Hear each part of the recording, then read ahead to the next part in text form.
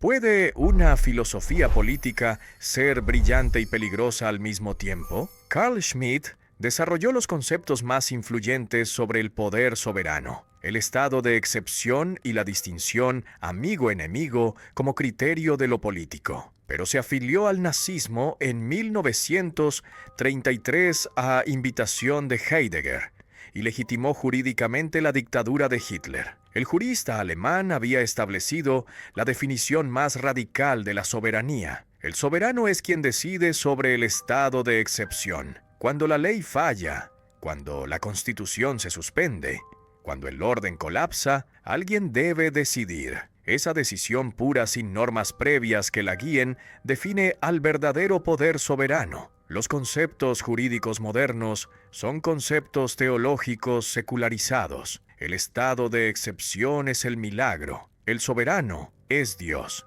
Su concepto más polémico fue la distinción amigo-enemigo como esencia de lo político. No es una categoría moral ni económica, sino existencial. El enemigo es aquel con quien existe la posibilidad real del combate físico. El liberalismo intenta despolitizar el mundo neutralizando esta distinción fundamental.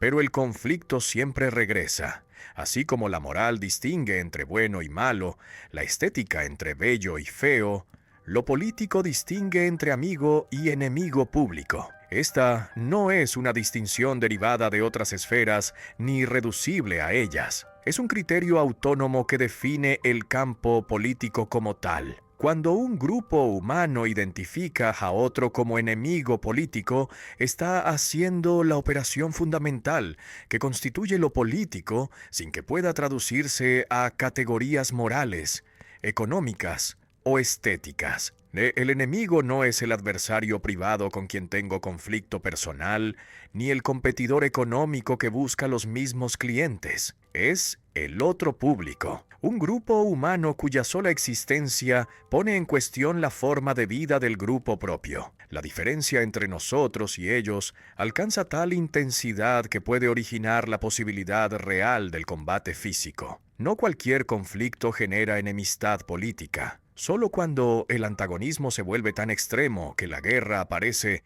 como posibilidad efectiva, entramos en el dominio de lo político, según Schmitt. Esta enemistad es objetiva y pública, no subjetiva ni privada. No implica odio personal ni juicio moral sobre las cualidades individuales del enemigo. Puedo respetar al enemigo reconociendo su dignidad como adversario legítimo. Los caballeros medievales se enfrentaban en batalla, pero se respetaban mutuamente. La Primera Guerra Mundial mantuvo ciertos códigos de honor entre oficiales enemigos. Esta es la enemistad política que Schmitt considera normal, a diferencia de la enemistad absoluta que moraliza al adversario, convirtiéndolo en criminal que debe ser aniquilado completamente. Reconocer al enemigo es reconocer la seriedad existencial del conflicto político que no se disuelve en discusión parlamentaria ni negociación económica. El liberalismo intenta sustituir la enemistad por competencia regulada, el combate por debate racional y la decisión por compromiso. Pero Schmitt insiste en que esta neutralización es ilusoria. Cuando los conflictos alcanzan cierta intensidad, ningún procedimiento técnico los resuelve pacíficamente. Si la posibilidad extrema del combate físico permanece como horizonte que define lo político, aunque no se realice constantemente. La fórmula amigo-enemigo no es normativa sino descriptiva. Schmitt no dice que debemos crear enemigos ni que la guerra es deseable. Describe la estructura de lo político como campo donde siempre puede emerger la enemistad que divide a la humanidad en grupos potencialmente enfrentados. Negar esta estructura es no comprender la naturaleza de lo político que el liberalismo intenta disolver mediante universalismo humanitario. Pero la humanidad como tal no es sujeto político real. Solo existen grupos concretos que pueden convertirse en amigos o enemigos según las circunstancias históricas. Esta distinción fundamental determina quién pertenece al nosotros político y quién constituye el otro amenazante. En situaciones normales esta línea es clara. Los ciudadanos son amigos, los extranjeros son neutrales, los invasores son enemigos. Pero en situaciones excepcionales como guerras civiles, la distinción se vuelve problemática porque el enemigo está dentro. Los grupos se fragmentan en facciones que se identifican mutuamente como amenazas existenciales. Esta indeterminación de la línea amigo-enemigo es lo que hace las guerras civiles tan brutales, porque no hay separación espacial clara que permita contener el conflicto. Schmitt formula una de las definiciones más célebres de la teoría política. Soberano es quien decide sobre el estado de excepción. No es soberano quien gobierna normalmente aplicando leyes establecidas. Es soberano quien tiene el poder de suspender el orden jurídico vigente cuando la situación excepcional lo exige para preservar la existencia política de la comunidad. Esta capacidad de declarar la excepción y actuar fuera del marco legal normal es la marca distintiva de la soberanía que el constitucionalismo liberal intenta negar o juridificar completamente sin conseguirlo. El estado de excepción revela el vacío en el centro del orden jurídico. Hay situaciones límite donde ninguna norma previa determina completamente qué hacer. La Constitución no puede prever todas las emergencias posibles ni especificar respuestas detalladas para cada crisis imaginable. Cuando la invasión extranjera, la guerra civil o el colapso económico amenazan la supervivencia del Estado, alguien debe decidir qué medidas extraordinarias son necesarias sin estar completamente atado por las normas ordinarias diseñadas para tiempos normales. La decisión soberana precede y funda la validez de las normas, no al revés como pretende el normativismo liberal. Hans Kelsen argumentaba que el derecho consiste en normas jerárquicamente ordenadas donde cada norma deriva su validez de una norma superior hasta la Constitución. Pero Schmitt objeta: ¿de dónde deriva su validez la Constitución misma? No de otra norma superior, sino de una decisión política fundamental que la estableció. Esta decisión constituyente no es jurídica, sino política. Crea el marco jurídico sin estar limitada por un marco jurídico previo. La soberanía no puede ser completamente juridificada porque la capacidad de suspender temporalmente derechos y garantías indica que la conservación del orden político depende de un poder que trasciende el derecho positivo. Lincoln suspendió el habeas corpus durante la Guerra Civil estadounidense. Roosevelt amplió enormemente los poderes presidenciales durante la Gran Depresión. Estos actos eran técnicamente inconstitucionales, pero se justificaron como necesarios para salvar la República. Esta tensión entre legalidad y necesidad existencial es el núcleo de la soberanía schmittiana. Toda constitución presupone una decisión política fundamental que la antecede y sostiene. La Constitución de Weimar presuponía que el pueblo alemán había decidido organizarse como república democrática.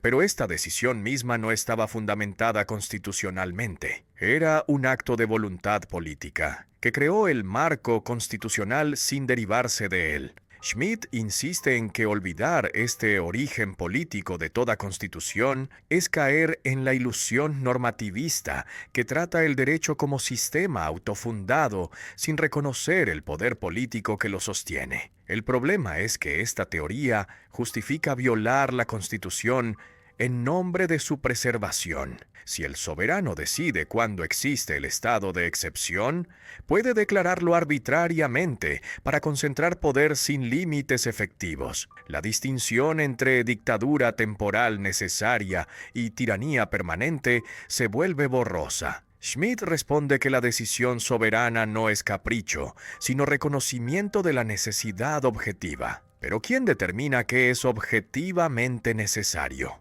Esta circularidad es el punto débil de su teoría, que abre la puerta al abuso autoritario, que Schmitt mismo facilitará cuando justifique el ascenso nazi. Schmitt propone una tesis provocativa. Todos los conceptos fundamentales de la teoría moderna del Estado son conceptos teológicos secularizados. La soberanía estatal moderna es análoga a la omnipotencia divina medieval. El estado de excepción es análogo al milagro que suspende las leyes naturales. El monarca absoluto ocupa estructuralmente el lugar que Dios ocupaba en el orden medieval. Esta analogía no es simple metáfora poética, sino traslado estructural que revela continuidades ocultas entre teología y teoría política moderna. La secularización preserva la estructura conceptual, alterando el contenido. Dios era soberano absoluto, cuya voluntad determinaba todo sin estar limitado por leyes que Él mismo creó. Podía suspender estas leyes mediante milagros sin dejar de ser racional, porque su razón trasciende la lógica humana. El monarca absoluto de Hobbes y Bodin hereda estas características. Su voluntad determina el derecho, sin estar limitada por él. Puede suspender las leyes en situaciones excepcionales sin dejar de ser legítimo, porque su decisión preserva el orden político que fundamenta todas las leyes. La decisión soberana funciona como el Dios creador que da ser al orden jurídico desde la nada normativa. Antes de la Constitución hay vacío legal. La voluntad constituyente crea el orden desde esta nada, estableciendo normas fundamentales que no derivan de normas previas. Ver esta creatio ex nihilo jurídica es análoga a la creación divina del mundo desde la nada. No hay fundamento previo que la justifique. Es un acto de pura voluntad que se autofundamenta mediante el poder que ejerce efectivamente. Comprender el origen teológico de los conceptos políticos revela que no son neutrales ni técnicos. El Estado de Derecho pretende ser un sistema racional de normas aplicables mecánicamente, pero Schmidt muestra que oculta decisiones existenciales sobre la naturaleza del poder, la autoridad y el orden. La Constitución no es un contrato neutral que todos firmamos racionalmente. Es imposición de una forma de vida sobre otras posibles que fueron derrotadas en luchas políticas concretas. El lenguaje jurídico neutral enmascara esta violencia fundacional. El liberalismo pretende eliminar la dimensión teológica de la política, tratándola como administración técnica racional. Intenta reemplazar la decisión soberana con procedimientos legales que funcionan automáticamente sin voluntad personal que decida. Pero Schmidt insiste en que esto es ilusión. La dimensión teológica no desaparece, simplemente se oculta bajo vocabulario neutral que niega su existencia. Cuando las crisis estallan, la decisión soberana reaparece mostrando que nunca fue eliminada realmente, sino solo reprimida temporalmente. Las implicaciones son inquietantes. Si los conceptos políticos modernos son secularizaciones teológicas, entonces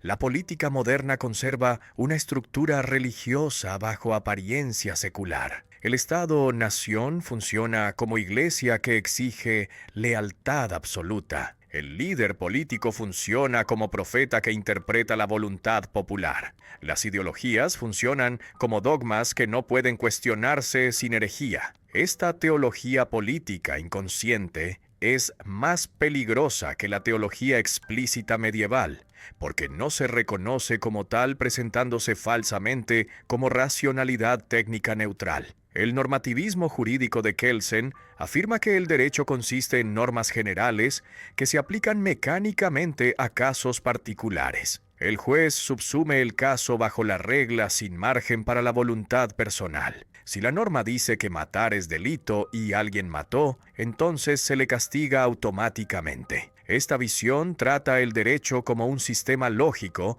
donde las conclusiones se deducen de las premisas sin que intervenga un factor humano decisorio. Schmidt rechaza radicalmente esta concepción, demostrando que la norma nunca determina completamente su propia aplicación. En las situaciones límite no hay regla previa que determine lo que debe hacerse. Una voluntad concreta debe decidir qué significa la norma general en el caso específico. ¿Este acto cuenta como legítima defensa o como asesinato? La norma no responde. Alguien debe fijar el sentido aplicando la regla general a circunstancias particulares que nunca encajan perfectamente en las categorías abstractas. Más radicalmente, alguien debe determinar si la situación es normal o excepcional. Si es excepcional, las normas ordinarias no aplican. Esta determinación, previa a toda aplicación legal, es decisión política, no deducción jurídica. La decisión no se deduce de la norma, sino que la constituye interpretándola. Dos jueces pueden leer la misma ley y llegar a conclusiones opuestas, porque la norma admite múltiples interpretaciones razonables. La elección entre estas interpretaciones no está determinada por la norma misma. Requiere una decisión que Schmitt considera el momento esencial del derecho. El normativismo pretende eliminar este momento decisorio tratando el derecho como matemática. Pero el derecho no es matemática. Es una práctica que enfrenta casos concretos únicos que las reglas generales nunca capturan completamente. El decisionismo schmittiano no es arbitrario ni caprichoso. La decisión no es voluntad individual sin restricciones. Es una afirmación de la existencia política concreta de la comunidad. El soberano que decide el estado de excepción no actúa según preferencias personales y responde a la necesidad objetiva de preservar el orden político cuando las normas ordinarias son insuficientes. Esta decisión está vinculada al contexto histórico concreto, sin estar completamente determinada por él. Requiere un juicio político que evalúa la situación, decidiendo qué es necesario. Schmitt se opone tanto al normativismo abstracto como al irracionalismo puro. Contra Kelsen insiste en que las normas no se aplican solas. Contra el vitalismo irracional, insiste en que la decisión no es impulso ciego. Es un acto de voluntad que reconoce la situación concreta respondiendo adecuadamente a ella. El derecho es concreto, no abstracto. Surge de decisiones históricas, no de axiomas eternos. El problema es dónde trazar el límite. Si la decisión interpreta la norma constituyéndola, ¿qué impide que la decisión contradiga completamente la norma alegando interpretarla? Schmitt responde que la tradición jurídica, el contexto político y la naturaleza del caso limitan las interpretaciones posibles sin determinarlas unívocamente. Pero esta respuesta es débil. Un dictador puede apelar a la necesidad excepcional, interpretando la Constitución tan creativamente que la vacía de contenido sin violarla formalmente. Lo político se manifiesta con mayor claridad en el caso extremo donde el conflicto alcanza el umbral de la guerra y la eliminación física posible. Schmitt no dice que la política sea siempre guerra violenta. Dice que mientras exista la posibilidad real de que un conflicto escale hasta el combate físico entre grupos, estamos en el dominio de lo político. Esta posibilidad define lo político como tal,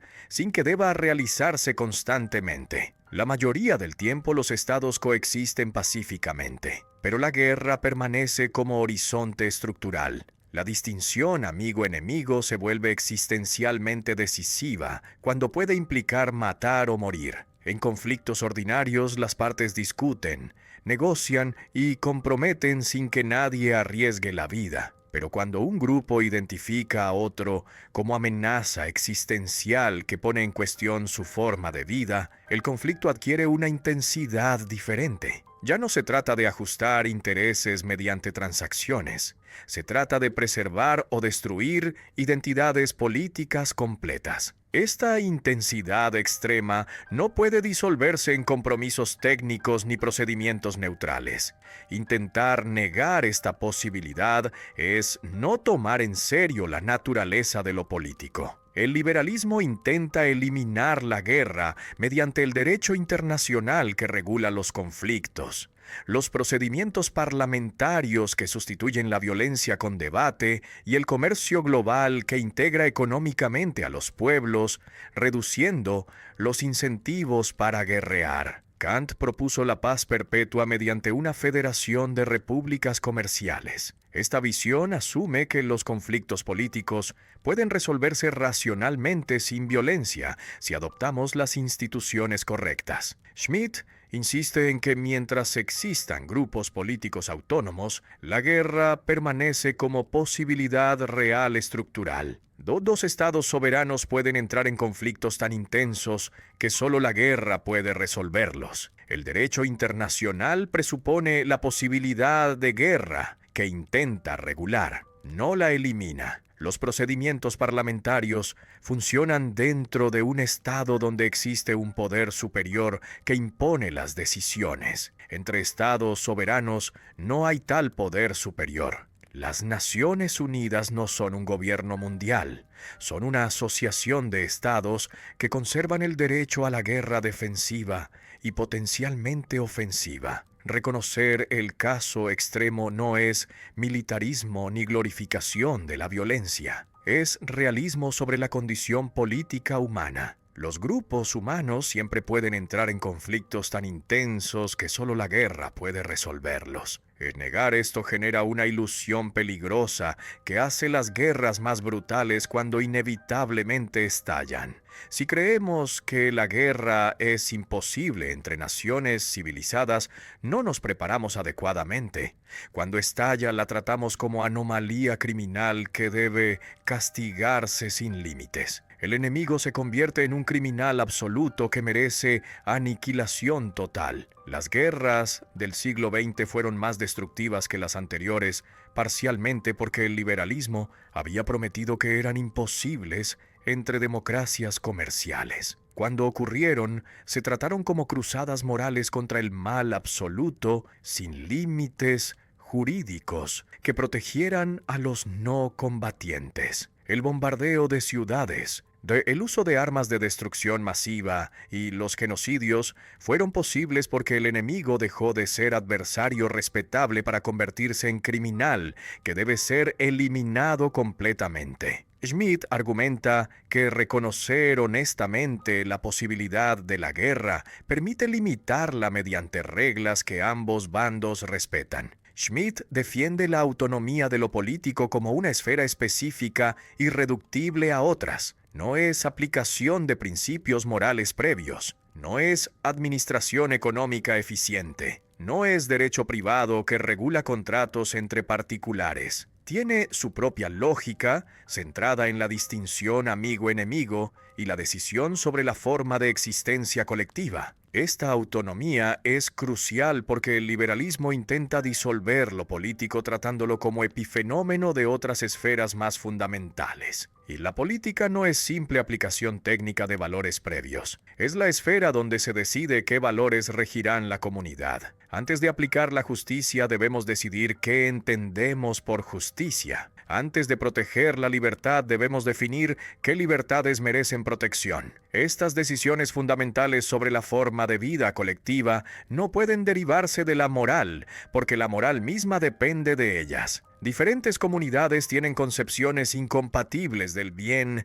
sin que exista un criterio neutral que determine cuál es correcta objetivamente. La política decide quiénes pertenecen al nosotros y quiénes son el otro amenazante. Esta decisión es constitutiva de la identidad política, sin que pueda fundamentarse en la economía. Los intereses económicos pueden crear alianzas temporales, pero la identidad política es más profunda. Un pueblo puede preferir la independencia política a la prosperidad económica bajo dominación extranjera. Los nacionalismos rechazan integraciones económicas beneficiosas cuando amenazan la autonomía política. El liberalismo intenta disolver la autonomía de lo político mediante tres estrategias. Primera, convertir la política en una administración técnica que aplica criterios de eficiencia sin decidir fines substantivos. Los tecnócratas gestionan la economía, la salud y la educación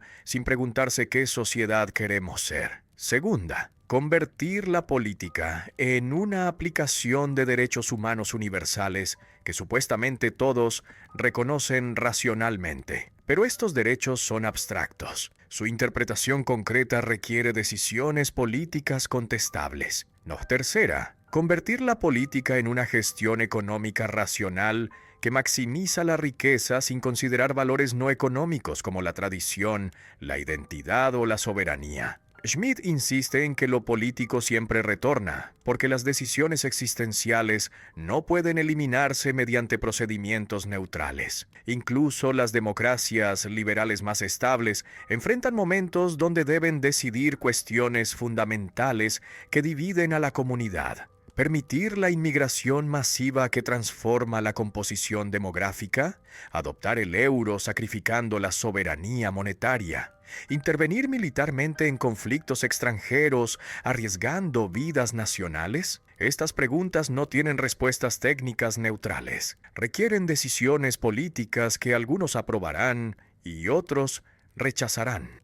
La autonomía de lo político implica que el conflicto es ineliminable. Diferentes grupos tienen concepciones incompatibles de la vida buena. El pluralismo de valores es real. No hay síntesis armónica que satisfaga a todos. La política es el campo donde estos desacuerdos fundamentales se enfrentan y resuelven mediante decisiones que favorecen una concepción sobre otras. Pretender que la política puede ser neutral entre concepciones rivales es una ilusión que Schmitt denuncia como típicamente liberal. La falsa promesa de resolver conflictos sustantivos mediante procedimientos formales que supuestamente todos aceptan racionalmente. Dos formas de dictar suspendiendo la Constitución. La dictadura comisarial es poder excepcional limitado temporalmente para defender la Constitución existente contra amenazas extraordinarias. Y el dictador romano era nombrado por 6 meses cuando la República enfrentaba invasiones o rebeliones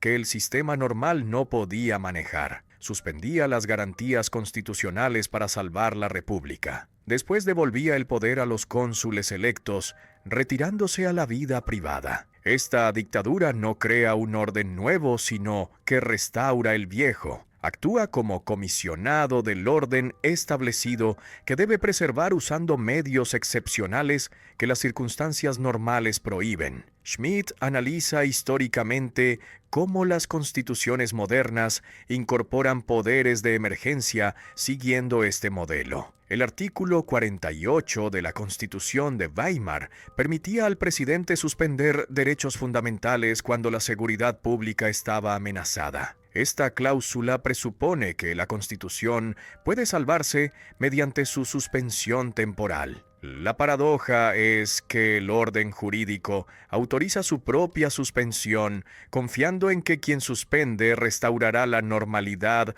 sin abusar del poder excepcional para perpetuarse indefinidamente. La dictadura soberana es poder excepcional, que suspende la Constitución existente para crear una nueva radicalmente distinta. No defiende el orden establecido, sino que lo destruye fundando un orden político completamente diferente. Oliver Cromwell disolvió el Parlamento estableciendo la República Inglesa. Lenin dispersó la Asamblea Constituyente fundando el Estado soviético. Robespierre suspendió la Constitución de 1791 para radicalizar la Revolución Francesa. Estos dictadores soberanos no son comisionados, sino fundadores que ejercen el poder constituyente del pueblo contra las constituciones vigentes que consideran corruptas o ilegítimas. El dictador soberano representa el poder constituyente del pueblo que es anterior y superior a la constitución que crea. Ninguna constitución puede limitar legalmente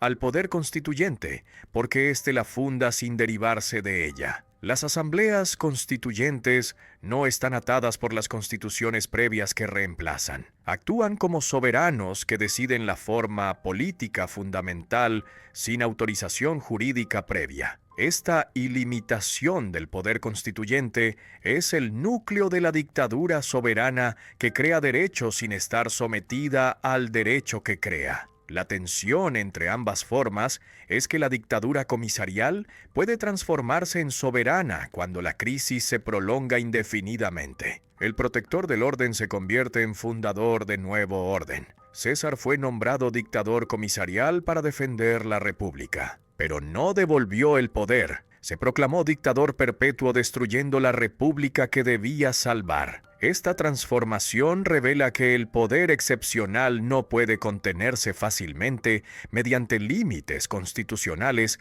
que presuponen normalidad inexistente durante emergencias prolongadas. El estado de excepción normalizado es el peligro que Schmitt identifica sin resolver. Si la emergencia dura años, el dictador comisarial gobierna permanentemente sin restaurar la normalidad. Las medidas excepcionales se vuelven ordinarias. Los poderes temporales se perpetúan. Esta normalización de la excepción es característica del siglo XX, donde regímenes autoritarios justifican su permanencia apelando a amenazas continuas que requieren poderes extraordinarios indefinidamente. El terrorismo, el narcotráfico y la inmigración ilegal son amenazas sin fin que justifican estados de excepción permanentes, donde las garantías constitucionales se suspenden rutinariamente. Schmitt distingue radicalmente entre legalidad y legitimidad. La legalidad es conformidad con las normas jurídicas vigentes establecidas constitucionalmente. Un acto es legal si sigue los procedimientos correctos sin importar su contenido. La legitimidad es el fundamento político existencial del orden que trasciende la mera legalidad formal. Un régimen puede ser legal pero ilegítimo cuando las mayorías usan procedimientos democráticos para destruir la democracia. O puede ser ilegítimo formalmente, pero legítimo sustancialmente cuando viola leyes injustas defendiendo principios democráticos fundamentales. El análisis de la crisis de Weimar ilustra este conflicto.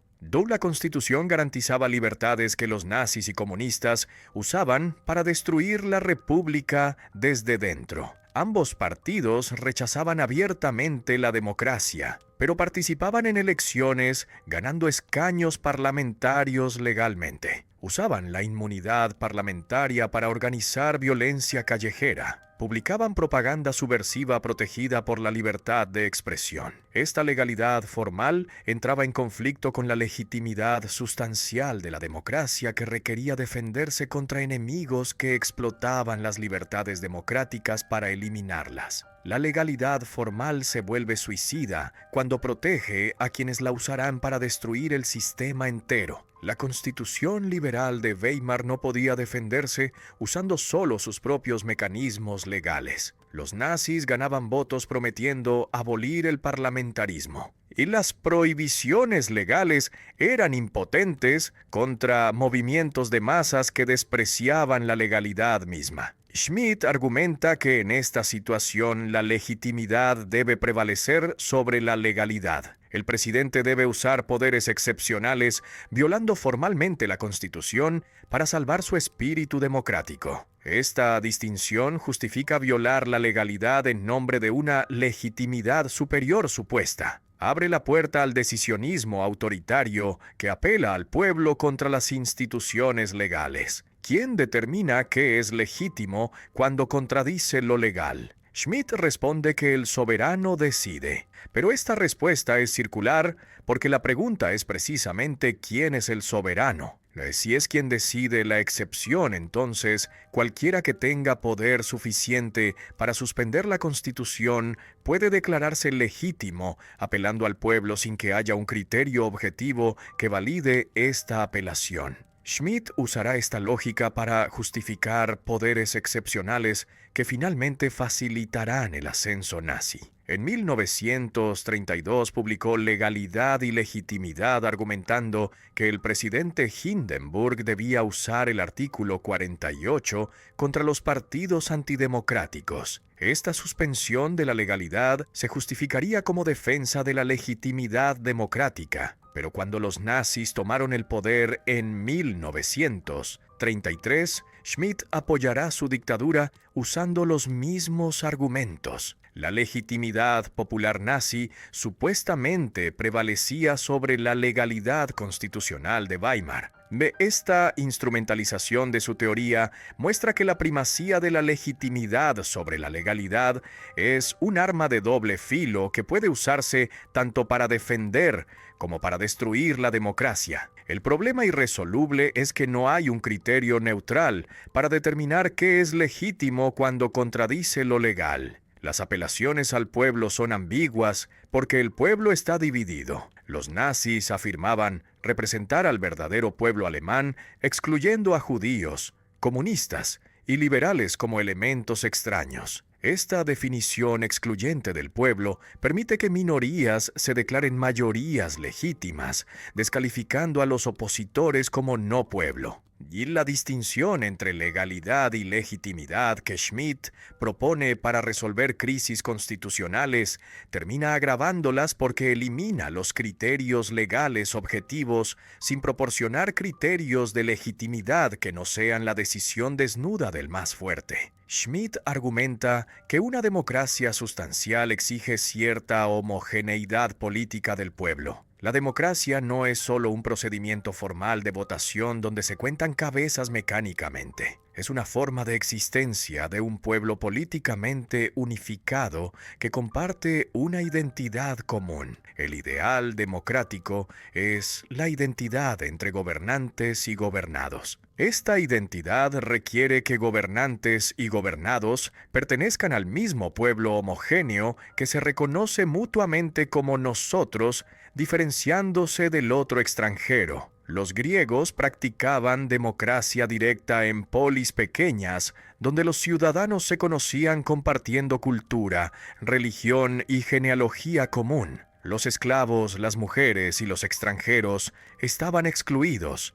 Esta exclusión no era un accidente, sino una condición de la democracia que requería una comunidad homogénea capaz de tomar decisiones colectivas mediante deliberación cara a cara. La democracia moderna representativa destruye esta homogeneidad, incluyendo millones de ciudadanos que no comparten nada excepto la nacionalidad legal formal. La democracia moderna representativa se aleja del pueblo real, según Schmitt. Los partidos políticos, los aparatos burocráticos y las élites técnicas sustituyen al pueblo concreto por ficciones jurídicas abstractas. Los diputados no representan genuinamente a quienes los eligen. Representan intereses partidarios o grupos de presión económicos. El pueblo como totalidad orgánica desaparece fragmentándose en grupos de interés que negocian mediante representantes profesionales. Esta mediación destruye la identidad democrática auténtica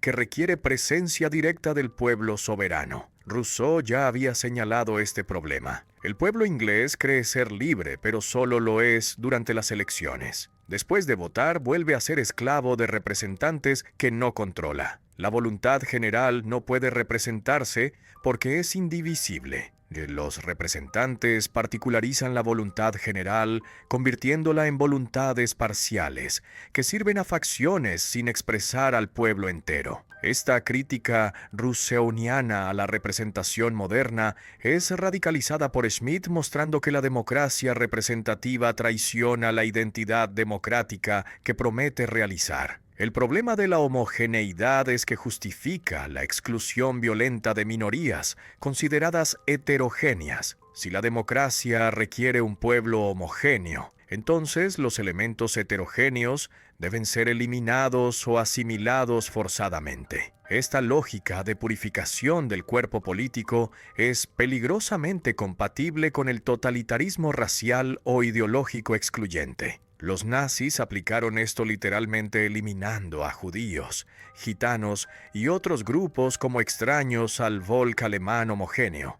Schmitt proporcionó justificación teórica para esta exclusión, aunque después negara que aprobara el genocidio. La homogeneidad democrática schmittiana no requiere identidad racial biológica. Puede ser cultural, religiosa o política. Pero cualquier forma de homogeneidad exigida plantea la pregunta: ¿quién decide qué características definen al pueblo homogéneo? ¿Y qué se hace con quienes no las comparten? Las democracias liberales responden que la ciudadanía legal es suficiente sin requerir homogeneidad sustancial. Schmitt rechaza esto como formalismo vacío que destruye la sustancia democrática. Pero su alternativa es exclusión, que puede justificar violencia contra minorías tratadas como amenazas a la homogeneidad política del pueblo, que se define excluyendo a quienes no pertenecen según criterios que los dominantes establecen arbitrariamente. Schmidt analiza el orden jurídico europeo que surgió después de las guerras religiosas de los siglos XVI y XVII. Europa desarrolló un sistema de estados soberanos iguales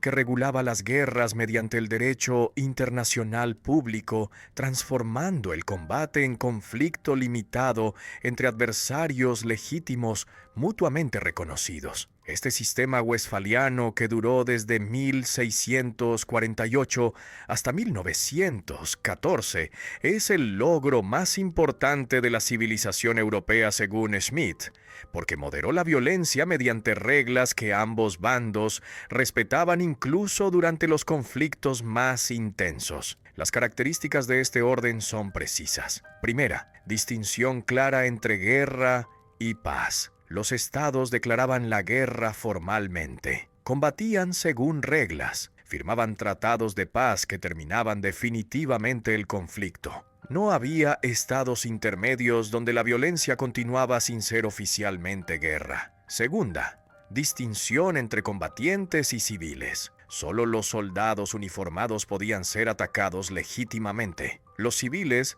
debían ser protegidos. Tercera, los prisioneros debían tratarse humanamente sin torturas ni ejecuciones sumarias. El territorio europeo civilizado se distinguía radicalmente del espacio colonial no europeo, donde estas reglas no aplicaban. Las potencias europeas combatían limitadamente entre sí, respetando el derecho de gentes, pero en África, Asia y América conquistaban brutalmente sin restricciones jurídicas porque los pueblos colonizados no eran reconocidos como adversarios iguales, sino como salvajes que podían ser sometidos violentamente. Esta doble moral revela que el orden europeo era particularista, no universal. Funcionaba entre iguales europeos cristianos sin extenderse a la humanidad entera. Los enemigos se reconocían como justos. Ambos bandos tenían derecho igual a combatir. Ninguno era criminal. La guerra era un duelo entre caballeros que se respetaban mutuamente,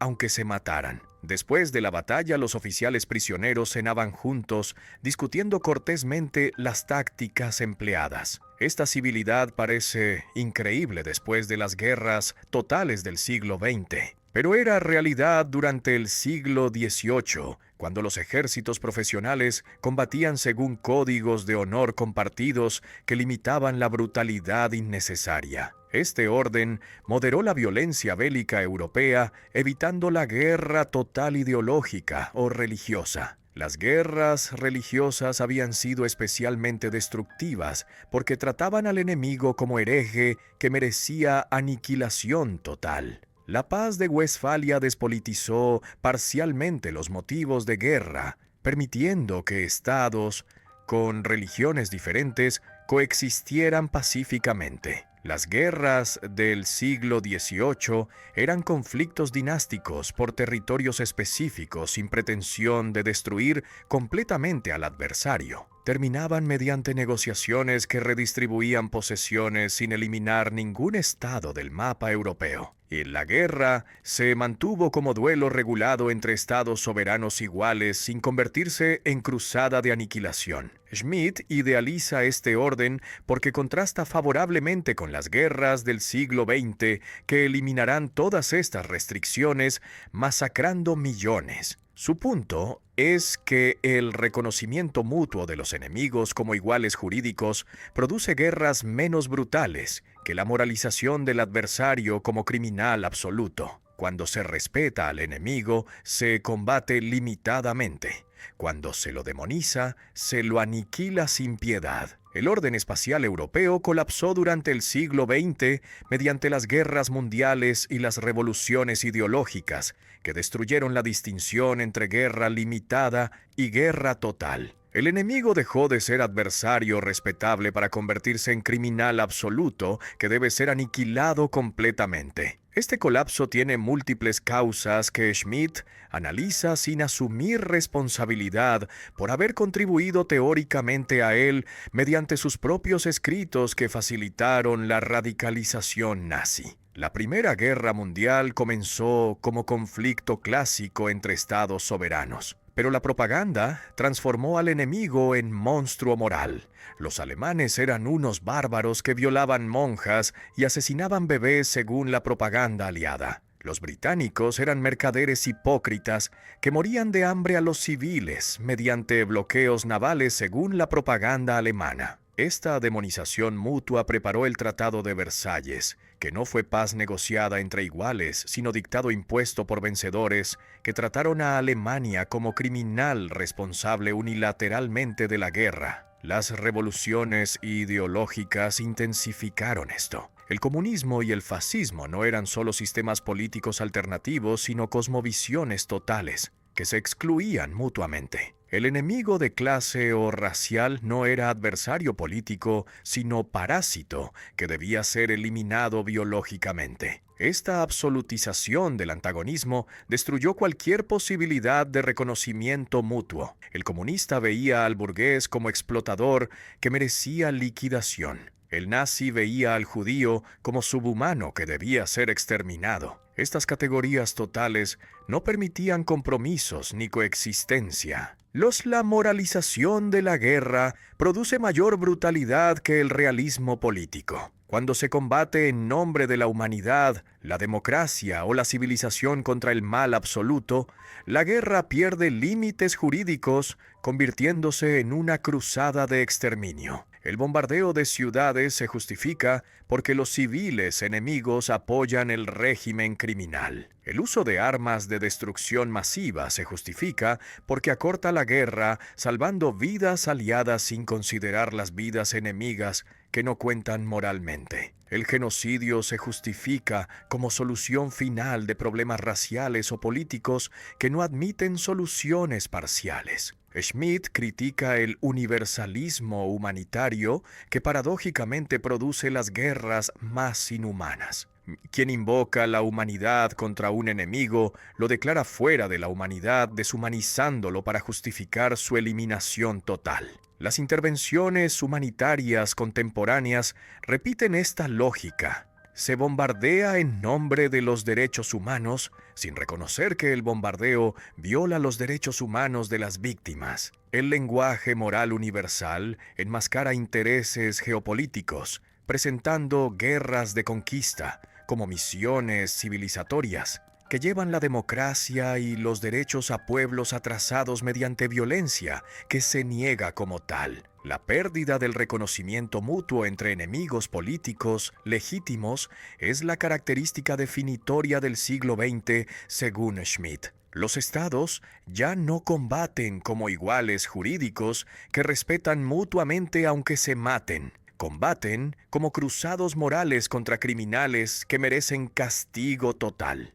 Esta transformación elimina las restricciones que moderaban la violencia bélica. El derecho internacional tradicional regulaba las guerras entre estados soberanos. Pero cuando los estados se niegan mutuamente el reconocimiento como iguales legítimos, el derecho internacional colapsa, siendo reemplazado por la imposición unilateral del más fuerte que juzga y castiga al más débil, sin límites jurídicos que protejan al vencido. Schmitt desarrolla el concepto de gran espacio durante los años 30, mientras el nazismo consolidaba su poder. Un gran espacio es una zona geográfica amplia dominada por una potencia hegemónica que excluye la intervención de potencias externas. La doctrina Monroe estadounidense para América Latina ejemplifica esto. Estados Unidos proclamó en 1823 que no toleraría intervenciones europeas en el hemisferio occidental, considerado su esfera de influencia legítima. Schmitt generaliza este principio proponiendo que cada gran potencia debe tener su propia zona de hegemonía sin interferencias externas. El orden mundial multipolar que Schmitt propone se opone al universalismo liberal anglosajón, que pretende imponer un orden único global mediante instituciones internacionales, mercados libres y derechos humanos universales. Contra esta homogeneización, Schmidt defiende la coexistencia de varios grandes espacios autónomos con principios políticos distintos. Cada uno se organiza según su propia forma de vida sin interferencia externa. El espacio anglosajón tiene democracia liberal y capitalismo. El espacio soviético tiene comunismo. Del espacio alemán debería tener su propio orden político sin que otros le impongan formas extrañas. Cada gran espacio está organizado jerárquicamente con una potencia dominante y estados menores subordinados. No son relaciones entre iguales, sino hegemonías, donde el poder rector determina los principios políticos fundamentales que los estados menores deben aceptar. Dentro del gran espacio estadounidense, ningún país latinoamericano puede adoptar comunismo sin provocar intervención. Dentro del gran espacio soviético, ningún país satélite puede adoptar capitalismo sin ser invadido. Esta exclusión de alternativas sistémicas es característica del gran espacio que impone homogeneidad interna, excluyendo heterogeneidades que amenacen la coherencia del orden regional. El problema histórico es que Schmidt desarrolló esta teoría para justificar la expansión alemana en Europa Oriental. El gran espacio alemán implicaba subordinación de pueblos eslavos, considerados racialmente inferiores, que debían ser germanizados o eliminados según las políticas nazis. El Lebensraum que Hitler buscaba violentamente se justificaba teóricamente mediante el concepto schmittiano de gran espacio. Esta contaminación histórica hace imposible separar la teoría de su uso como legitimación del imperialismo nazi racista que Schmidt apoyó activamente durante los años 30. Después de la guerra, Schmidt intentó rehabilitar el concepto, presentándolo como alternativa al imperialismo universal estadounidense. Durante la Guerra Fría argumentó que Estados Unidos y la Unión Soviética representaban dos grandes espacios legítimos que debían coexistir respetando mutuamente sus zonas de influencia sin pretender dominar el mundo entero. Esta reinterpretación ignora convenientemente que Schmidt había propuesto el gran espacio alemán como proyecto de dominación racial, no como simple esfera de influencia geopolítica. La teoría del gran espacio contiene una intuición geopolítica válida. Las grandes potencias efectivamente dominan regiones donde ejercen hegemonía, excluyendo influencias externas. Estados Unidos domina América Latina. Rusia domina su vecindario postsoviético. China aspira a dominar Asia Oriental. Estos hechos geopolíticos son reales independientemente de cómo se justifiquen moralmente. Pero reconocer estos hechos no requiere justificarlos normativamente mediante una teoría del gran espacio que legitima la subordinación de pueblos débiles a potencias fuertes, presentando esta dominación como orden natural que debe respetarse sin interferencia humanitaria. Carl Schmitt se afilió al partido nazi el 1 de mayo de 1933. No fue una adhesión oportunista tardía. Fue una decisión entusiasta apenas 2 meses después de que Hitler tomara el poder. Schmidt creyó que el nacionalsocialismo realizaría finalmente su visión política, superando el parlamentarismo liberal decadente. Publicó textos defendiendo las leyes de Nuremberg, que prohibían matrimonios entre judíos y arios, despojando a los judíos de la ciudadanía alemana. Estas leyes eran abiertamente racistas, pero Schmidt las justificó como protección necesaria de la homogeneidad del pueblo alemán. Participó activamente en la purga de juristas judíos de las universidades alemanas, organizando conferencias donde se atacaba el pensamiento jurídico judío como corrupción extranjera del derecho alemán auténtico.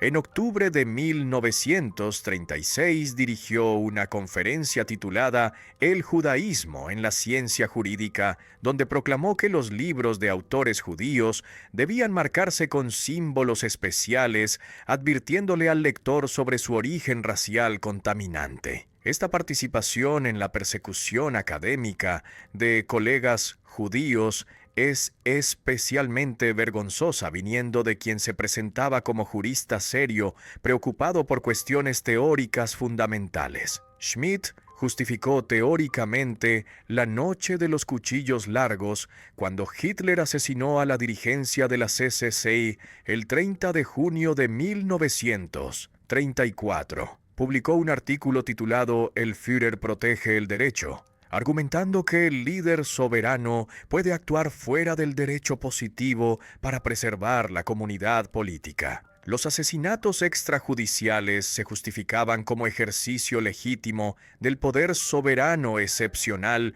que no está atado por las normas que crea. Esta es una aplicación directa de su teoría del estado de excepción, mostrando cómo conceptos aparentemente abstractos legitiman violencia concreta cuando se instrumentalizan políticamente. Schmidt creyó que el nazismo establecería un orden político homogéneo curando el caos liberal de Weimar. Veía en Hitler al líder fuerte, capaz de decisión soberana que Alemania necesitaba urgentemente. Esperaba que el nacionalsocialismo superara el parlamentarismo mediante democracia plebiscitaria, donde el Führer encarnaba directamente la voluntad popular sin mediación de partidos políticos corruptos. Esta expectativa muestra que su decisionismo y su crítica al liberalismo fueron instrumentalizados fácilmente por el totalitarismo. Pero Schmidt cayó en desgracia nazi en 1936. Las SS lo atacaron como oportunista que se había unido tarde al movimiento sin convicción genuina. Lo acusaron de citar autores judíos en sus obras antiguas, demostrando que no era nazi auténtico, sino católico conservador que usaba el nazismo para avanzar su carrera. Estas acusaciones eran ciertas. Schmidt nunca fue antisemita visceral como los nazis radicales. Era antisemita cultural que consideraba a los judíos como elemento extraño al Volk alemán sin proponer su exterminio físico. Después de 1936 perdió influencia, aunque mantuvo su cátedra hasta el final de la guerra. No, este compromiso mancha irremediablemente su filosofía planteando la pregunta crucial. Sus conceptos de enemigo, excepción, decisión y homogeneidad conducen necesariamente al autoritarismo o pueden usarse críticamente. Algunos defienden que Schmidt diagnosticó correctamente problemas reales del liberalismo, sin que esto implique que su solución autoritaria sea la única posible. Otros argumentan que sus conceptos contienen una lógica autoritaria desde el inicio, siendo inseparables de sus aplicaciones políticas desastrosas. Este debate permanece sin resolverse, siendo Schmidt simultáneamente una herramienta analítica poderosa y una advertencia terrible sobre los peligros del decisionismo. El decisionismo es autoritarismo disfrazado de realismo según sus críticos. No es al priorizar la decisión soberana sobre las normas constitucionales, Schmidt abre la puerta al poder arbitrario sin límites efectivos. El soberano que decide cuando existe el estado de excepción puede declararlo permanentemente gobernando dictatorialmente. Esta capacidad de autodeclarar la emergencia elimina los controles que deberían restringir los poderes excepcionales. Si quien decide la excepción es el mismo que se beneficia de ella, no hay garantía de que la excepción termine cuando la amenaza real desaparezca. La distinción entre dictadura comisarial temporal y dictadura soberana permanente se vuelve borrosa en la práctica. Quien tiene poder excepcional raramente lo devuelve voluntariamente. César no restauró la República. Napoleón no renunció después de pacificar Francia. De Hitler no devolvió el poder después de superar la crisis económica. Estos ejemplos históricos muestran que los poderes de emergencia tienden a perpetuarse, convirtiéndose en nuevas normalidades autoritarias, donde el estado de excepción se normaliza. La distinción amigo-enemigo justifica la violencia total cuando se absolutiza. Si el enemigo amenaza existencialmente al grupo, entonces cualquier medida contra él se justifica incluyendo el exterminio físico. Esta lógica existencial elimina las restricciones morales y jurídicas que limitan la guerra protegiendo a los no combatientes. Los civiles enemigos apoyan al régimen hostil, siendo cómplices que pueden ser atacados legítimamente. Schmitt responde que la distinción amigo-enemigo no implica odio ni aniquilación. El enemigo político debe ser respetado como adversario legítimo. La guerra debe ser limitada según reglas del derecho internacional que ambos bandos aceptan. Pero esta respuesta es inconsistente con su lógica existencial. Si el enemigo amenaza la existencia del grupo, ¿por qué respetarlo? Si la guerra es posibilidad extrema de eliminación física, ¿por qué limitarla? La tensión entre el respeto al enemigo que Schmitt proclama y la lógica de aniquilación que su teoría implica no se resuelve coherentemente. La crítica al liberalismo no requiere abandonar el constitucionalismo. Jürgen Habermas y otros pensadores argumentan que se puede criticar las deficiencias del liberalismo sin rechazar los límites constitucionales al poder. El realismo político sobre las limitaciones del parlamentarismo no exige cinismo totalitario que niega toda validez a las instituciones democráticas. La tensión entre normas y decisión puede manejarse sin absolutizar la decisión soberana que Schmitt prioriza. Las constituciones pueden diseñarse para manejar emergencias sin concentrar poder ilimitado en un solo soberano. Los poderes de emergencia pueden dividirse entre ejecutivo, legislativo y judicial, requiriendo cooperación entre ramas. Pueden limitarse temporalmente mediante cláusulas de expiración automática. Pueden restringirse materialmente mediante listas de derechos que no pueden suspenderse bajo ninguna circunstancia. Estas salvaguardas constitucionales no eliminan la tensión que Schmitt identifica entre normalidad y excepción, pero evitan que la excepción se convierta en dictadura permanente. Los conceptos schmittianos siguen siendo relevantes analíticamente para comprender fenómenos políticos contemporáneos.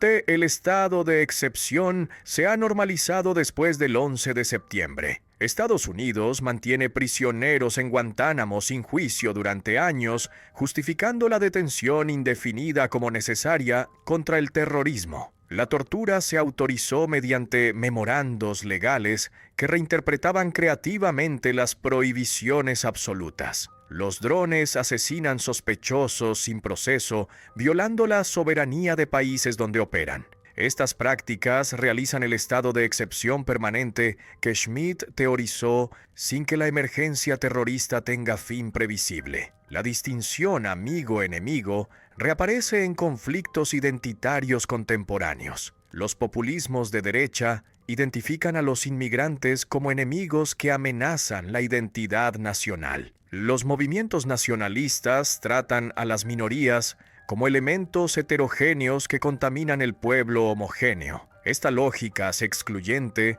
reproduce la homogeneidad política que Schmitt consideraba necesaria para la democracia sustancial. El decisionismo resurge en gobiernos autoritarios que desprecian las instituciones liberales. Líderes como Orbán, Erdogan y Bolsonaro concentran poder mediante emergencias declaradas que justifican medidas excepcionales. Atacan la prensa libre, subordinan el poder judicial y persiguen opositores apelando al pueblo contra las élites corruptas que supuestamente controlan las instituciones. Esta retórica decisionista usa el lenguaje schmittiano de soberanía popular contra el constitucionalismo liberal. Pero pensadores de izquierda también usan a Schmitt críticamente contra el liberalismo.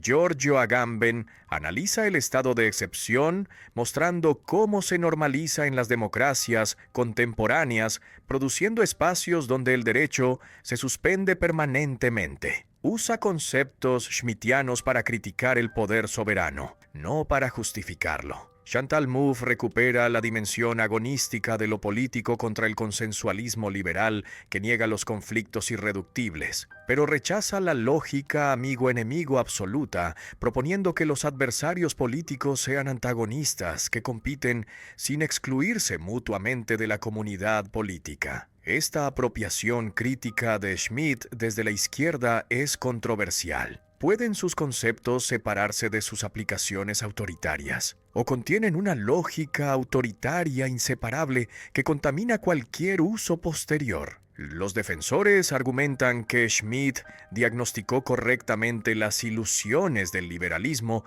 que niega el conflicto y la decisión, pretendiendo que la política es administración técnica neutral. Estos diagnósticos son valiosos independientemente de que Schmitt fuera nazi. Los críticos responden que usar conceptos diseñados para justificar la dictadura es peligroso incluso cuando se intenta usarlos críticamente. La tensión irresoluble del legado schmittiano es que es simultáneamente una herramienta poderosa para analizar las estructuras reales del poder político y una referencia profundamente peligrosa por los riesgos autoritarios que implica. Schmitt revela hipocresías del liberalismo que pretende ser neutral cuando impone una forma de vida particular. Muestra que las decisiones políticas fundamentales no pueden evitarse mediante procedimientos técnicos. Demuestra que el conflicto es constitutivo de lo político sin que pueda disolverse en consenso racional.